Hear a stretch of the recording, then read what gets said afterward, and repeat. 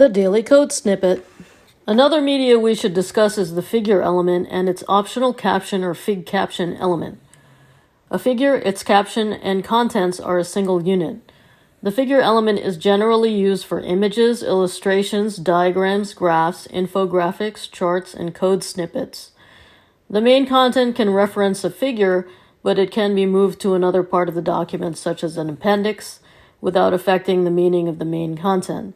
Because it is considered a self-contained unit of content that is related but not part of the main content, it has some similarities with an aside.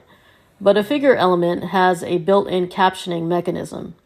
Content in an aside also tends to be tangentially related to the main content, so figure information has a closer supportive relationship to the main content. The fig caption is within the figure element, and it is either first or last. Here are some basic examples of a figure element in use.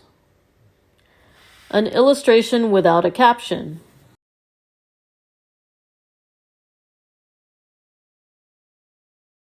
An illustration with a caption.